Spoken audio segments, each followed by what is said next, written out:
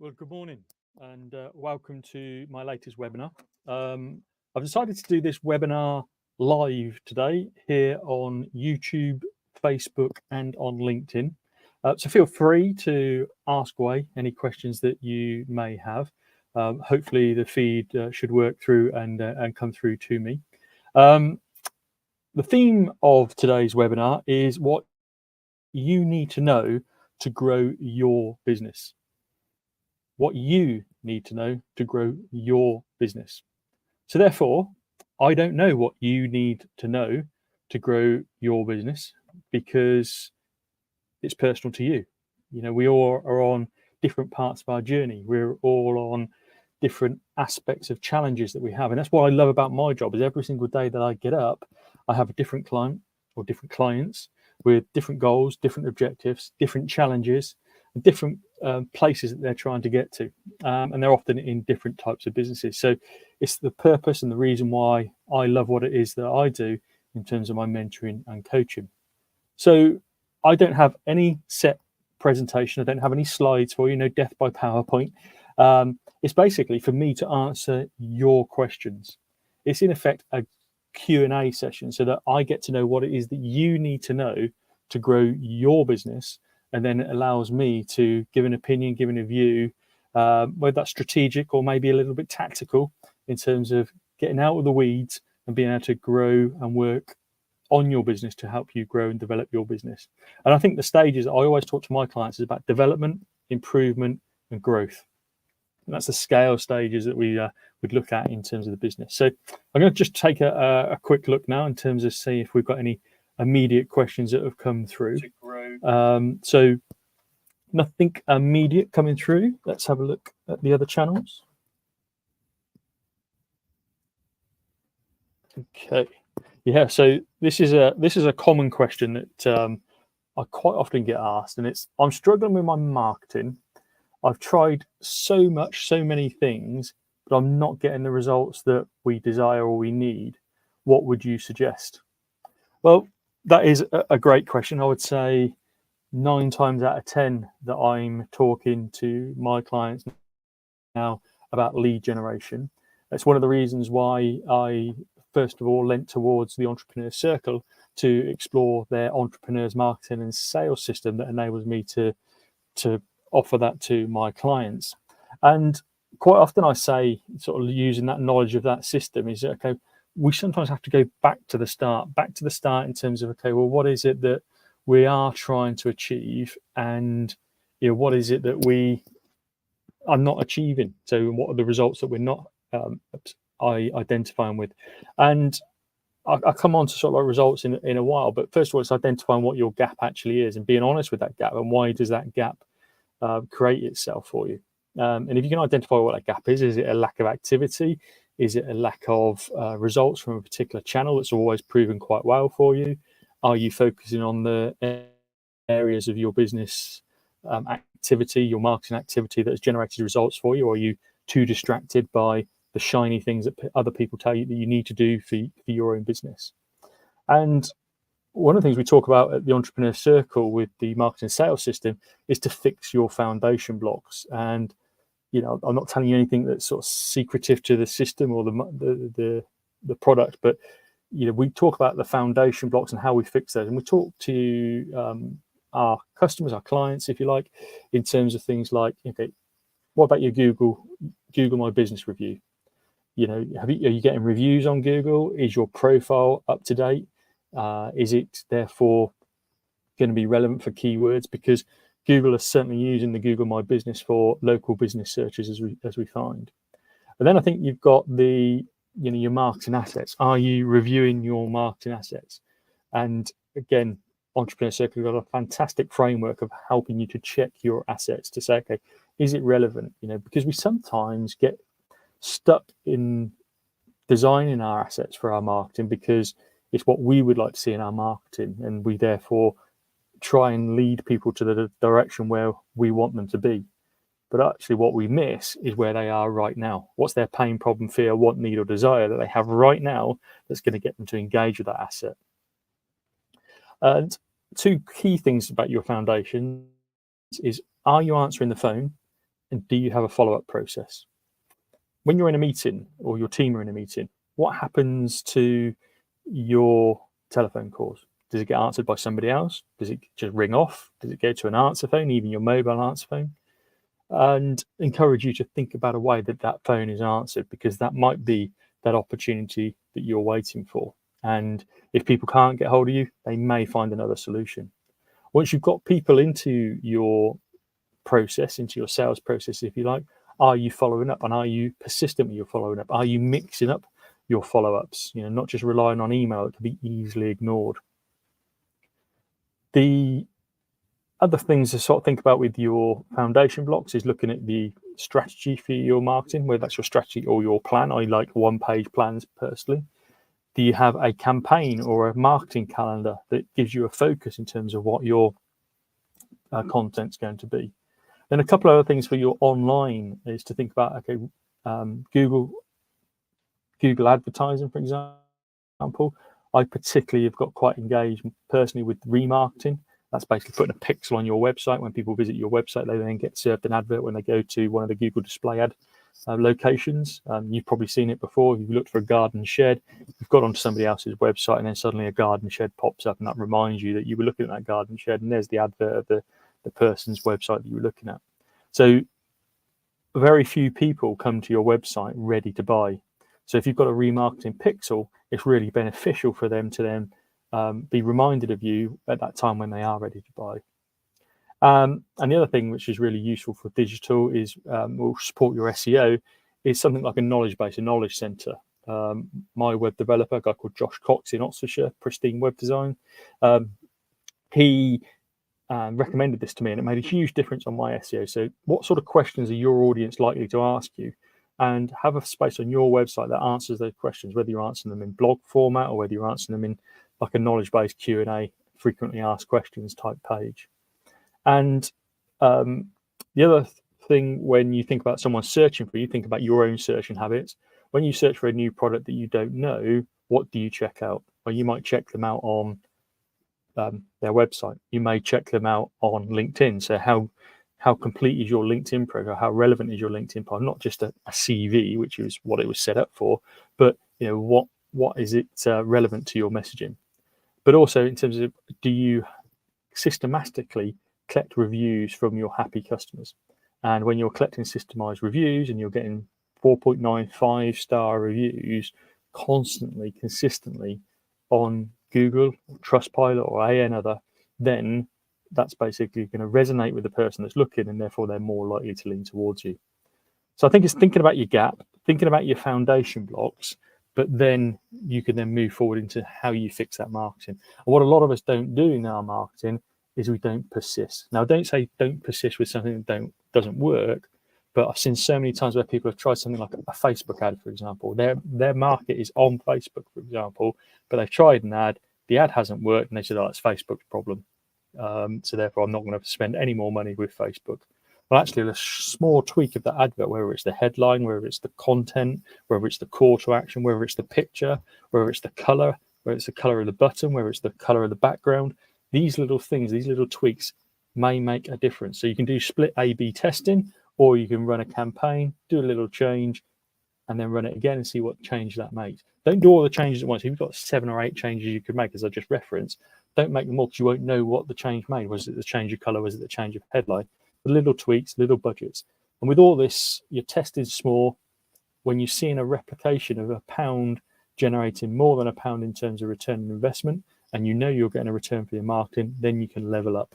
And you do need to spend to get business. There's a cost of acquisition for most businesses now. If we can get that through things like referral, then obviously that's cheap. But quite often we have to spend money, whether that's on print material or digital marketing.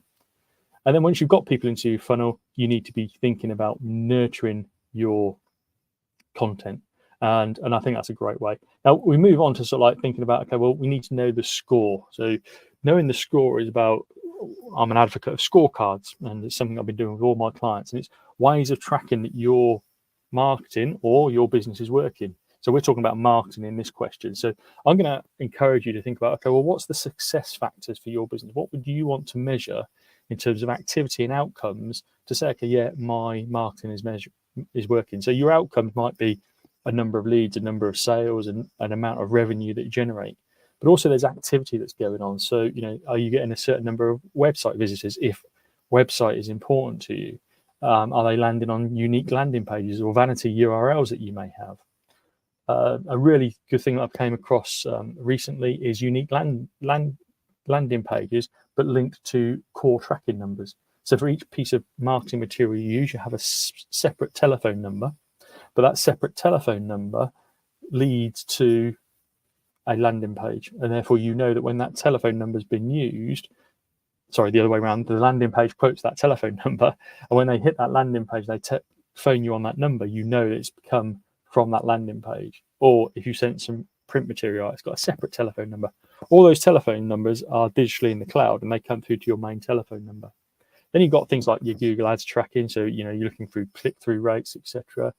You might have a measure around your social media reports. So, have you got some engagement in your hashtags, for example, or the number of followers you've got? Because if it's important that your number of followers level up, then again, that's a KPI to be measuring. There's a whole load of email metrics you might want. You might want to be looking at your website in terms of heat mapping sources, or loads of different things you can think about in terms of your marketing. But you really need to be thinking about, okay, how many customers do I want? What's the conversion rate of those customers? And therefore, how many leads do I need to generate? So I quite often talk to my clients is about the number of leads into the funnel at the top.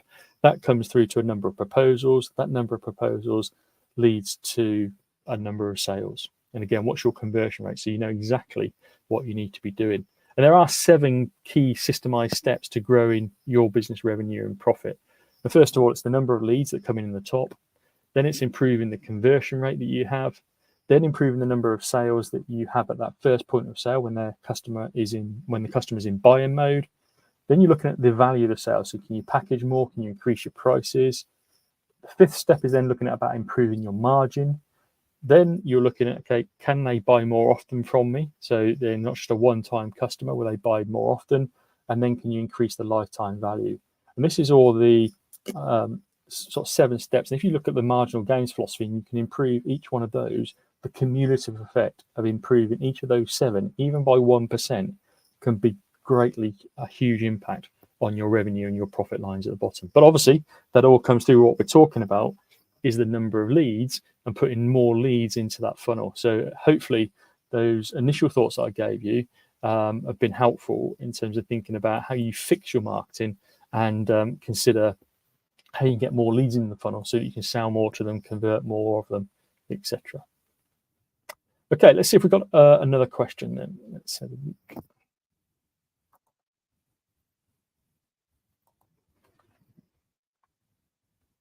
Okay, so got one by the look of it coming through on Facebook Messenger.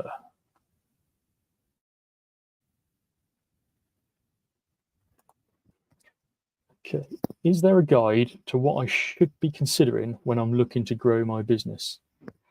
Well, that's very timely, actually, because I've just become a master plan coach with the Entrepreneur Circle, which is a fantastic organization supporting business owners like you and I to start, develop, improve, and grow your business. And that's the philosophy that I've been coaching and mentoring for the last 11 years. And I think in terms of a framework, the master plan is something that I'd certainly encourage you to take a reflection on, because it's a little bit of a holistic look at your business. Now, many businesses think the fix is I need to get more sales, more business, probably as per the first question I answered earlier. But if we don't think about why we're doing our marketing in the first place, we don't get the foundations right, it's quite often I see that a business wobbles over. I've picked up businesses from other coaching organizations in the past that just focus on sales, and the business has sort of fallen over. The business owners, it's been brilliant, we've got really busy, but we can't cope. We don't have the foundation, we don't have the framework, if you like, to deal with this business that's coming through. And I like the master plan because it's this holistic approach, which is the way that I've always sort of coached my clients, but all my sort of previous coaching has been really around personalization and bespoke. And what the framework gives us is a 9-step model to take it through. So in a sort of simple version, the first step is your life plan. What is your clear goal and your target? Entrepreneur Circle call it the terms. So what are your terms for your business? So we'll be looking at things like your life plan, your goals. We'll be looking at how you best use your time.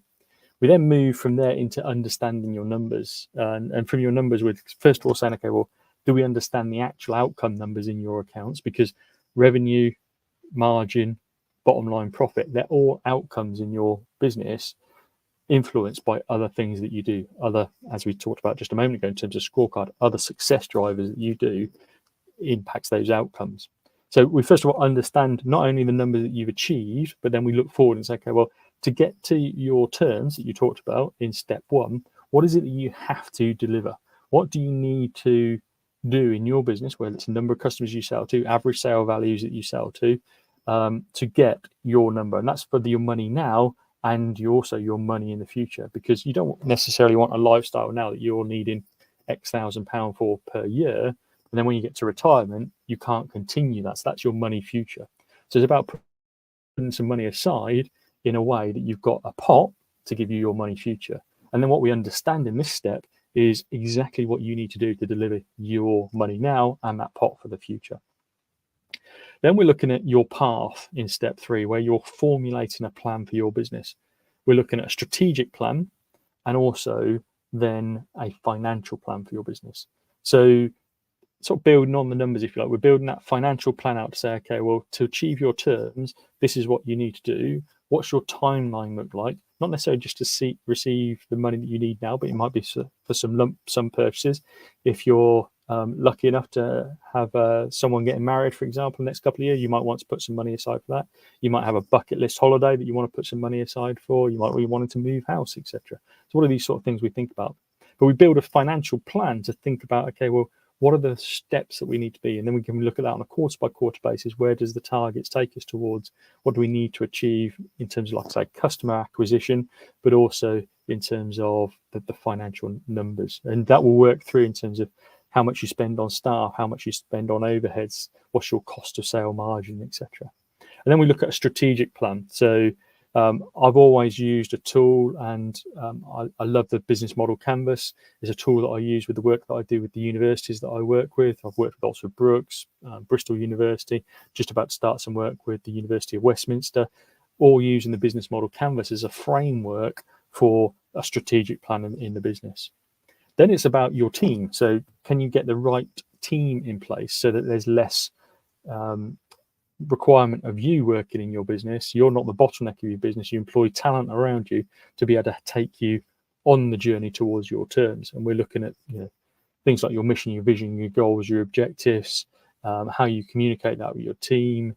And we're thinking of probably now at this point you're looking at another place that your business needs to be. So again, what resources do we need to take then?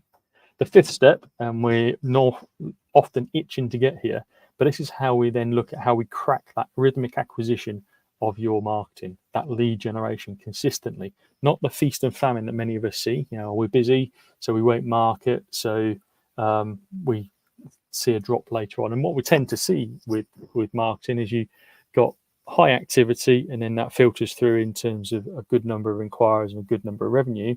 But then the marketing slows down or stops, and then a month or two later, we see, oh, there's an impact. We've had a drop in lead inquiries, and then a month or two later, we see an impact on the revenue.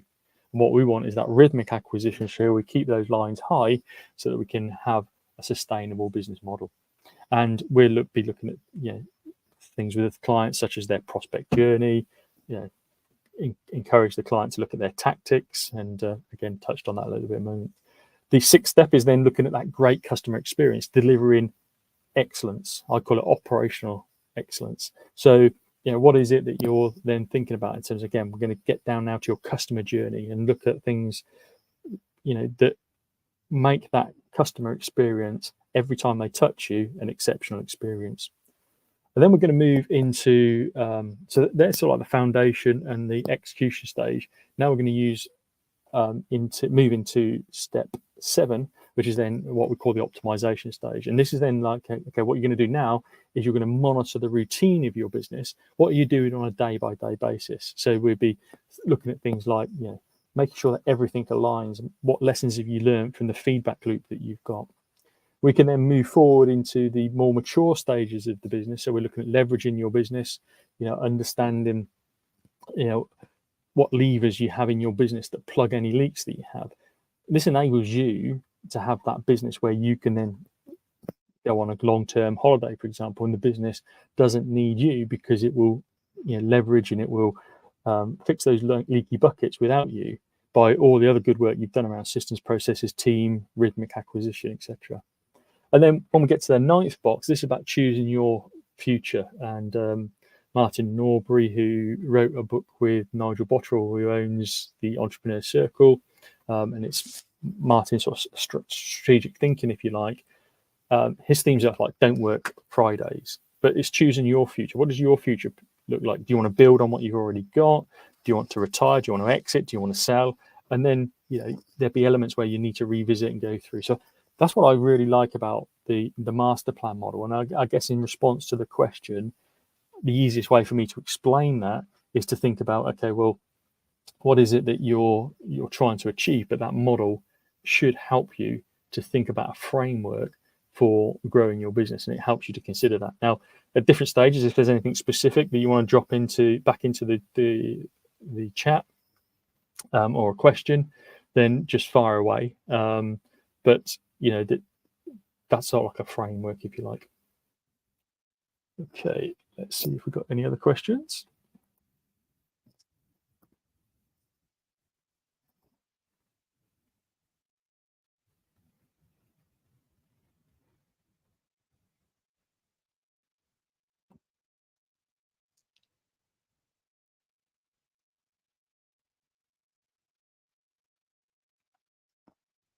Okay. So this is a question I wasn't expecting to be asked. How do you help your clients to improve their business? Do you do it for them? Great question. Yeah, it's one of the considerations I had 11 years ago, where I've always had service businesses as well as an indoor soft play centre, which is quite a change. But I've always had service businesses that did things for people, whether that's a marketing business, a bookkeeping company, a training company, etc. So I was sort of thinking, okay, well, where do I want to position myself? And I didn't really want just to be the coach at one end that just asked questions, and those great questions about how would you do things, what do you think you should do, because the questions can come from within. But I didn't want to be the consultant at the other end of the spectrum, which is to come in and do it for you, because I didn't feel, from my own experiences, I sacked some coaches that just asked me the questions and frustrated me because I didn't know the answers. And that's just me, maybe, but when I did my research, that was quite similar. But I also didn't want to be a consultant anymore, because I thought that was only a short-term fix to give people the tactics, the ideas, not to fix the whole business plan, if you like. So I positioned myself as a mentor, where I do coach people, but what I do is I may fire an example into our conversations that sparks or fuels their thoughts to help them to develop their business. So I guess, what do I do? It would be the question. Well, I think how I help my clients to improve their business is a bit of strategic planning. Certainly, there's an element around accountability. We like to keep ourselves accountable, but we're not the best people to keep ourselves accountable. So even if that's just a reflection list of what I call your high payoff activities, the things that you need to focus on for the development of your business without distraction, that accountability list isn't about wrist slapping, but it's about, okay, well, if these are the important things you said you were going to take away, and we're meeting a month later, how come you didn't get a chance to do those things? What got in the way? What stopped you? What interrupted you? What distracted you? And let's deal with those things, so that if you take a list away at the end of this month, then you can get a chance to do them. Because when we have big things that put pressure on our shoulders, or pressure on our chest, they consume our thoughts, they consume our worries, they keep us awake at night, and therefore we don't get a chance to do those small, what I call those efficient improvements. And that's again another way where I'm supporting my clients is the efficiency improvements that they have within their business. There's going to be some quick wins, some simple fixes that we can always do, but then it's strategically looking at the business. There's also an element of about a mindset shift. And when people say to me, who's your ideal client? I don't really have an ideal client in terms of a type of business or a size revenue, because I deal with pre-revenue. My largest is over a £3 million revenue business. But it is about the right mindset, because many business owners, if they want change, they have to make the change. And if we always do what we've always done, we'll always get what we've always got. I'm sure you've heard that quote before. So it's really my ideal client is a business owner, entrepreneur, because we're all entrepreneurs, that is prepared to make that mindset shift, be open to ideas. And I think the other ways that I would help my clients is really in terms of customized learning. So I'm helping them to enjoy the journey, but customizing elements that they need to develop on, not just giving them theory, but giving them practical guidance in terms of things that they can explore. And that's what, again, going back to the Entrepreneur Circle, I love. They've got this vault, and in the vault, it's got a toolbox full of information. And the vault has toolboxes, guides, how-to information, training. It's got a system called Clarity for a number of weeks. It takes you through step by step about how you can make improvements to your business. Certainly, I recommend you to check it out. You get a month free, so it's worth checking out anyway. And then you've got one of the key areas that I found since COVID is becoming a sounding board for my clients, and that enables them to make effective decisions. Too often we procrastinate on making decisions, and often it's about starting fast. Don't wait for perfection. Start fast. Learn from the outcomes. Don't make a huge investment, but okay, what do we learn from that? What can we tweak? What can we amend? What can we not do ever again? And again, sometimes being that sounding board, that additional pair of ears, additional pair of eyes, can help my clients to make those decisions. And I've certainly seen since COVID that that's one area that my clients have wanted. Now, the sort of things that I would do to help my clients to make more money would be to look at their sort of baseline of where they are now. Where are they now? Where do they want to get to? And say, okay, well, what do we need to do to get on that trajectory? And they say, okay, well, if this is the long-term goal, that might change slightly, but let's bring it back to a line in the sand in, say, a year's time. Because if we hit there, on the other side, we've got choices. If we don't hit there, we probably haven't got a choice because we're stuck in the business that we've got right now. And that's normally set then say, okay, well, now we say we need the business to look like this in a year's time. What goals, objectives, scorecards, KPIs that we need to be focusing on that builds our strategy to get us to that point. And then we can break that down to 90 days and 30-day plans. That's all about then focusing on strategic implementation for the business. And what that does is that gives you a lot more clarity, because you have a plan in terms of then taking your business forward. You can build on the business that you've got, because we want to keep in mind the business that you've already got. That's a massive fear for a lot of business owners. I've got this business now, and if I do that next step, I'm at risk of damaging what I've already got. So therefore, we don't take the risk. We stay comfortable where we are. Although it's not quite where we want to be, we're do a little bit here. We won't probably take out as much money as we could do, because that's putting ourselves at risk. And how many business owners do you know that are paid? Well, they probably haven't told you, but are paid less than a member of their staff, or majority of their member of their staff. And as you've probably gathered, I love my numbers. I love tracking. I love reporting. I love analysing numbers, because I think everything comes back to a number in the end. And this is, again, coming back to things like scorecards, because yes, there's things like our marketing and our revenue and our profits that we can measure by numbers. But if you think about how do you measure your net promoter score, for example, on customer service or customer experience, or how do you measure your logistics in terms of delivery on time or your service level agreements? It often comes back to a number. And I think, again, why I referenced the 9-step program of Master Plan earlier is I love this holistic approach, because why I got so engaged with the business model canvas is that sort of strategic tool. It's 9 boxes, but all the 9 boxes talk to each other. It's about how you take out your value proposition to the ideal customer that you want to attract, but then that helps you think about the right channels, the right marketing to get to those customers. And then on the other side of the canvas. It's all about how you deliver that promise. So, what key resources do you need? What key partners do you need? What key activities are you doing in the business? And at the bottom, you've got two boxes, revenue and profit. And they really get driven by these other boxes as well. Because if you've got the right customers, you understand what that customer wants from you in terms of service or product. And therefore, that starts to think about your primary revenue channels. And then you'll spin off the back of that some secondary revenue channels. On the left-hand side, if you keep that nice and lean, that controls your cost element. So again, there shouldn't be a surprise for there's a profit then for taking your value proposition out to market. But that holistic approach, for me, always wins. And it's about winning consistently, making consistent improvements and scaling the business. I don't believe a business is ever stagnant. It's either moving forward or it's moving backwards. And obviously my role is to work with my clients to keep them on that trajectory. We know that the business journey is often going to be like that, but again, how can we take that forward? And I've always got an eye with my clients on their risk management, their mitigation. So thinking about, okay, yes, we're on the journey, but what's the risks that's likely to look? Is it a financial risk? Is it a people risk? Is it an environmental risk? Is it a political risk? And I'm doing this today on the 6th of March, and today's a budget. So we're out of control what the government's going to come up with earlier. So is that going to impact our business? Do we need to mitigate against anything from what they may decide to do? And again, because I believe everything comes back to numbers, it's about that sort of financial literacy of the business, understanding the numbers in your business. When I worked for a firm of accountants, Chapman Robinson & Moore, we had a theme about making your numbers work. And that was helping business owners to understand not just those black and white numbers you got in your accounts, but the numbers that made your business work. Now, you may have a strategy to drive growth in the business because you want to create the value in your business that gives you an exit sale value.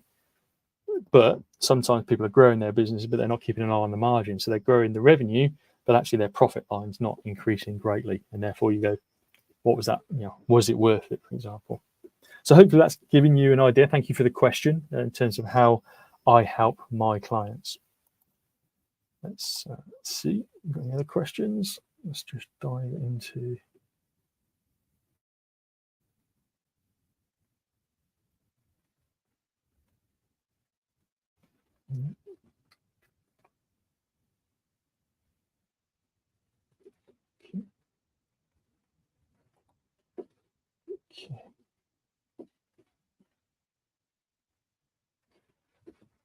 Okay, so I've got a question here. I'm having trouble with my team. I can't seem to level up their effort and productivity. Any thoughts would be appreciated.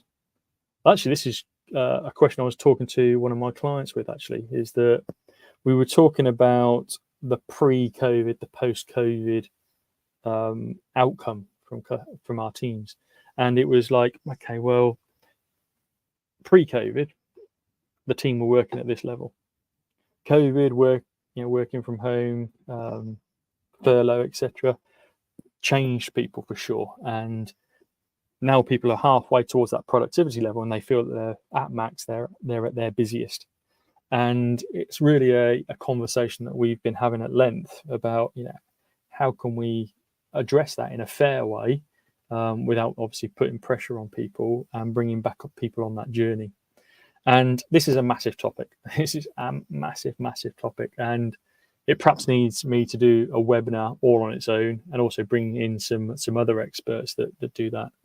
But I've also, through my master plan coach journey, sort of come across sort of 3 steps. I mentioned earlier one of the steps being about your team and how you build your team. And I sort of come across 3 sort of key steps that I sort of want to sort of touch on, really. And I think one would be, I guess, first of all, it'd be the clarity of your purpose and the values that you have of your business. Are you clear on them to start with? Because if you're not really clear on them, and these aren't things that, and a conversation I was having with Martin Norbury, these aren't things that people just do just by being alive, by being good at customer service. That's something we should all be doing if we're working in a type of business that needs to deliver that. But these are things that truly dictate and confirm your purpose as a business in terms of what you're trying to achieve. And then that resonates through in terms of what those values are. Now, those values are going to align with the business owners, for sure. But the best way to do is to get your team around, discuss the values, create a set of values that we all engaged to. And I remember a good friend of mine in the Oxford business community, Paul Mabbott, was a long-term MD of an organisation called Jennings. If you're in Oxford, many of you will know that.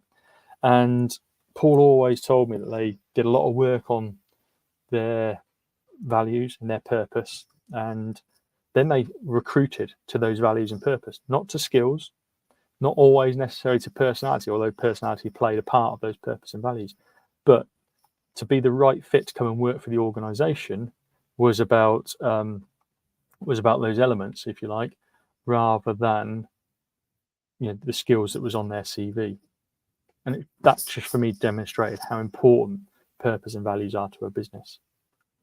The Entrepreneur Circle have a document called the 100%, and we all have to complete that as team members. And what does 100% look like? What if I'm given 100% to the organisation?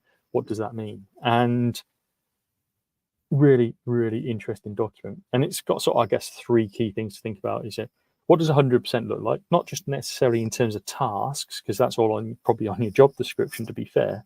But what is it, your purpose? What are you trying to achieve? Say if you're in sales, for example, are you driving revenue? If you're a master plan coach, is it about driving the uplift, if you like, of your customers to meet their terms? Is it around delivery of operational experience, so get it right first time, for example? Then you might have some specific tasks, some KPIs in there, so you can understand how that 100% measures out. But then it's also then would ask things like, well, what resources do you need from me? But also, what would the consequences be if you weren't receiving 100%? And asking us to demonstrate what that would be. Would it be fire me? Would it be give me more training? Would it be give me more resources, etc.? And the third tool is to think about skill and will. So 100% is a mixture of someone's skill being employed and their will to do that.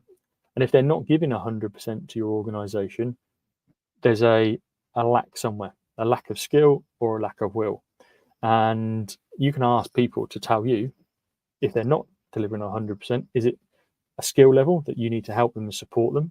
And that might be around the skill and the resources as well, I guess. But also in terms of they get to a point where they probably realize that you've given them everything they need. I know, I'm not going to name a name, but I know one particular business has given them everything they need in terms of digital tools, CRM, databases, operational manuals, etc., to do the job, give them all the training and the skills that they need to do the job effectively at 100%. Now it's purely about the will of that individual to deliver with those tools, that experience, that database, if you like. So again, how does that matter? And that's a really powerful tool. So like I say, this is a massive topic. I could probably run a whole webinar just on that, and I'll probably consider doing that. A massive area. If you've got any specific question again that you want to ask, but that would be three areas: clarity of your purpose, what does 100% look like, and is it a skill or a will that's stopping people from delivering that 100%? Okay, let's see if we've got any last questions. Okay, yeah. So someone said that about the numbers. They're saying, so I'll just look into the side where I've got the question. So they're saying that I've talked about the numbers in the financial accounts being an outcome, and it's what are the factors that drive revenue? Good question. So yes, like I say, the revenue, profit, margin, and the bottom line profit in your accounts are outcomes of everything else that's going on in your business. Revenue tends to be driven by those 7 steps that I talked about earlier, but in simplicity, 3 main things for most businesses. Now, that might be slightly different, but it's the number of people you sell to, the average sale value, and the number of times they buy from you. The number of people you sell to, the average sale value, and the number of times they buy from you. Now, I used to work for a bank, and people used to come into me and give me their financial forecast. Sometimes not very happy that they'd had to go away and build a forecast because that either cost them money with their accountant, or they had to spend a lot of time putting it together themselves, and they always felt it was information for me. Well, actually, it was information for them to get the requirements, the loan, the support that they needed to develop their business. But more importantly, from my perspective, was to help them to understand the numbers in their business. Because what I tended to do, I won't go off on a tangent, because customer research was another one that was just a bit of a guess. And in a lot of people's forecasts, the revenue number was a finger in the air, bit of a guess. And when I challenged that, people didn't understand how they got that number. So it was just really, am I going to be lucky to get to that number to a degree? So I always said to them, well, if that's your number, 5,000, 50,000, 500,000 pounds for the month, for the year, or whatever, and you don't hit that number, what are you going to do in the next period? You're going to just hope you're going to be luckier? And again, it just was that moment of reflection that made me think about, okay, well, you need to think about the key numbers in your business. So if we put a forecast together that says, okay, it's 5,000 or 50,000 pound per month, what does that look like in terms of the number of customers I need to sell to, the average sale value that I'm likely to get, and the number of times that they buy from me? Now, if we keep it really simple, just the two, number of times people buy and the average sale value, if we don't hit the 5 or 50,000 pounds, we can then go back to the numbers here and say, okay, well, did we not sell to enough people? Or did we not get our average sale value? We didn't package enough, or actually we discounted too much because we needed to get the sales. And then you can learn from that. You can say, okay, well, okay, next month then we need, or yeah, if we take the third one, I guess they didn't buy it often enough from us. So if we go into the next month now, we can say, actually, which one do we need to fix? We need to make sure we don't discount heavily. We need to make sure that we package properly. We upsell people at that moment of purchase when they're in buying mode. We need to make sure we get enough leads from our marketing team to be able to get the leads and sell to more customers. Or we need to make sure we've got the upsell again so that they're buying more often. We've got a system or a process that when they brought here, we encourage them to buy more often. What is it that we need to do to get them to buy the next time from us? If it's a second purchase, what does that second purchase look like? Is that second purchase a repetition of the first purchase, or is it an upsell purchase? And just on that point, I always think about four steps. And I read this in a piece by Daniel Priestley, so it may be his, but it's always resonated with me, which is have a sort of a freemium type model, have something that's easy to buy. You know, it's a no-brainer. Give away a little bit of money, but you give away a little bit of money, a bit of commitment to you. Then you've got your core service, and then you've got your upsell. And there's different ways of sort of building that revenue out. But then, like I say, you move into next month. Do you achieve your target? Do you not achieve your target? And even if you do achieve your target, still reflect back on your numbers and say, okay, well, which of those three factors or those success drivers that drive your revenue was the ones that stood out? I can't see any other questions. I said I was going to be about 45 minutes to an hour today. Has anybody got any last question that they would like to ask, whether that's around operations, team, marketing?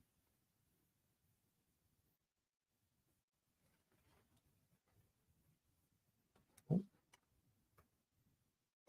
going to check the channels.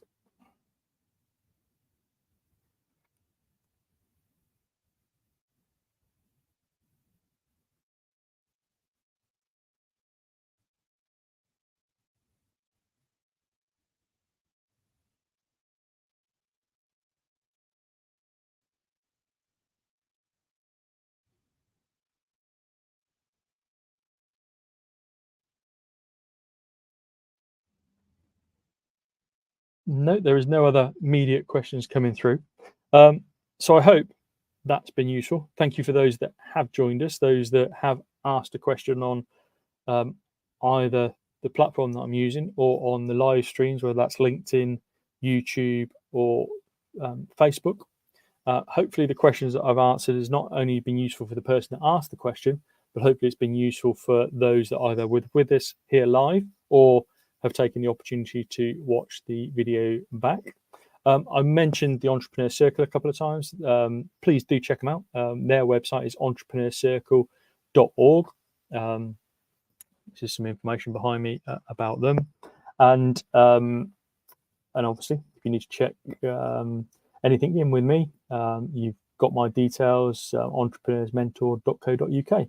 Thanks for tuning in, and I'll see you for another live very soon.